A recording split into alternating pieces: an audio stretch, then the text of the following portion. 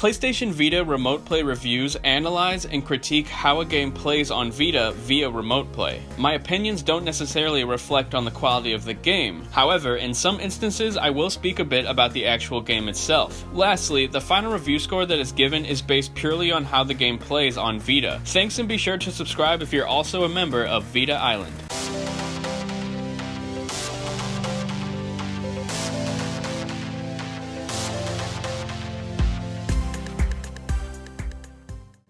What's up guys, Brett Medlock here, and Spider-Man is finally out on PS4, and shocker, no pun intended, it is great. And we do have our normal traditional review in the works. That'll be out in a few days, but until then I wanted to talk about, of course, the PlayStation Vita and how the game plays in Remote Play on the PlayStation Vita. Sadly, it's not very good. We all know the back touch sucks, alright? It just doesn't work for a lot of games. And for Spider-Man, you actually have to use it a lot, which really affects the gameplay overall. It's mostly the more complex web slinging that makes it really tough, and some of the combat. But the simple web slinging isn't very bad. You just gotta hold down the right back touch and you'll just make your way through the city at ease. But I will say, if you have the R2 and L2 attachment, then you're probably in for a great experience, as it's the back touch that really prevents the control scheme from being great. When it comes to the visuals, you'll basically have to just adjust the brightness to your liking. I went back and forth with this. I started off bright and then went a lot lower because I thought things were looking a little too bright,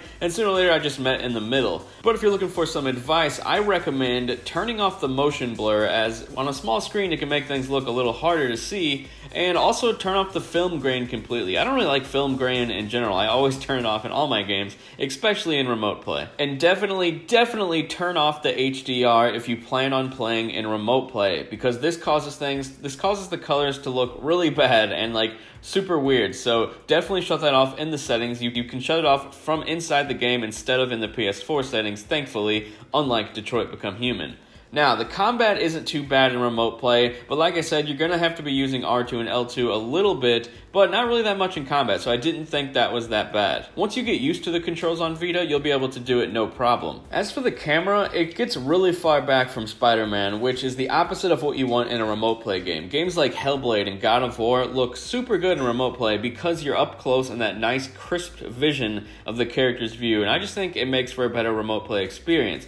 But like I said, with Spider-Man, the camera's pretty far back, making things hard to see, especially collectibles. Also, one thing I wanted to mention is that right now, in its current state, you cannot change the game's controls. This is sometimes something developers add later on, so this might not make sense if you're watching this in the distant future, but as of right now, you cannot change Spider-Man's controls one bit, which was pretty unfortunate. Overall, it just seems like not much thought was put into the Vita's controls, which, you know, makes sense. The Vita is nearing its end, with support dying down and Sony ending production of the games, but it's pretty sad because I feel like they could have tried a little bit harder to make this work on Vita. But like I said, if you have the R2 and L2 attachments, it's probably not bad. I don't have those attachments, but I've been meaning to get one, especially for videos like this, so I can give my thoughts on both with and without it. But I recommend only using Vita Remote Play to play Spider-Man if you just plan on looking for collectibles and swinging around the city. Even though they're harder to see, it's the only time that Remote Play is a decent experience. Well, thanks a lot for watching, guys. This is my Vita Remote Play reviews. Like I said, our traditional review will be coming out in the coming days. Be sure to stick around and check that out. Subscribe if you enjoyed this video, and if you love the Vita like I do, because I have a huge backlog of Vita videos that you can go watch if you so please. Thanks a lot, guys. I will talk to you later.